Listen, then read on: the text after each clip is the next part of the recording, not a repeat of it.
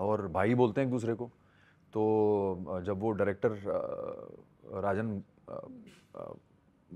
बन रहे थे, nobody can force anybody to stay anywhere, because अगर मुझे लग रहा है कि यार ये कैरेक्टर एग्जॉस्ट हो चुका है, मेरे लिए कुछ बचा नहीं उसमें, तो इतना सीनियर हूँ कि मुझे कभी ये सब चीज़ें मुझ तक पहुँचती नहीं है।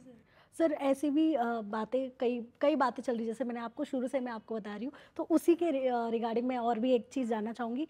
ऐसा कहा जा रहा है कि आपने और राजन सर ने एक दूसरे को अनफॉलो कर दिया ये भी सोशल गलत मीडिया पे। न्यूज़ है। मुझे समझ ही में नहीं आता है कि लोग इंस्टाग्राम क्यों नहीं चेक कर लेते हैं।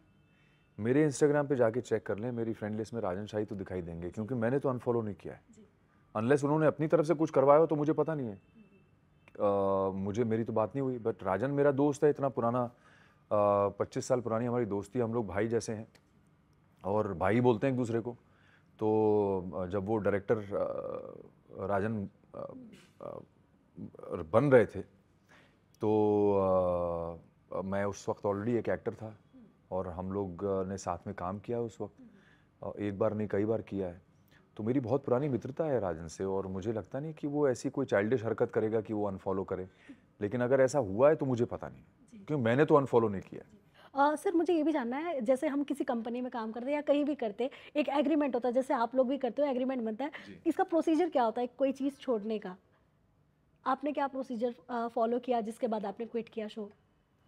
मतलब कुछ महीने अ, देने पड़ते हैं पहले से, कितने महीने पहले बताना हाँ, पड़ता है? मतलब मेरी बात हो चुकी थी राजन से, तो हम थोड़ा समय लेते हैं और एक एक पीरियड होता है जब आपको जो भी लगता है आपको काम खत्म हो जाना चाहिए, उतना काम खत्म करके हम लोग। ओके। सो मतलब ये ऐसा कुछ डिसाइडेड नहीं होता है कि आपको 60 डेज या 90 डेज ऐसे कुछ देने नहीं, वो हैं? डिपेंड करता है कि आपकी प्रोड्यूसर से क्या इक्वेशन है। ओह! हाँ, तो मेरी इक्वेशन तो बहुत अच्छी रही राजन से, तो ऐसा कुछ है नहीं। कभी भी इमरजेंसी में कभी भी मुझे कुछ करना हो या ऐसा, तो मैं हमेशा राजन को बोल ही देता था। बट सर जब आपने ये चीज़ बताई तो राजन सर ने क्या आपको रिएक्ट किया?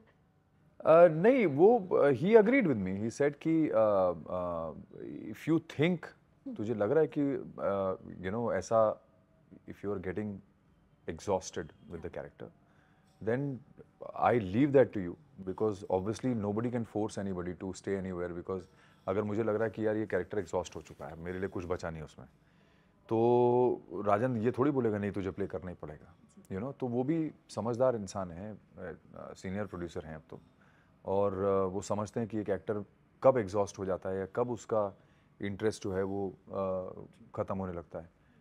तो it is better to end the things in nice way, कि आप जब अच्छा चल रहा है उस वक्त आप पार्ट हो जाएं, बजाय इसके कि जब वो बिल्कुल डाउन चला जाए उसके बाद आप सोचो कि नहीं यार अब छोड़ना चाहिए। से भी कहा जाता है कि राजन सर के जो भी शोज़ होते हैं उसके सेट पर ना काफ़ी रिस्ट्रिक्शंस होते हैं।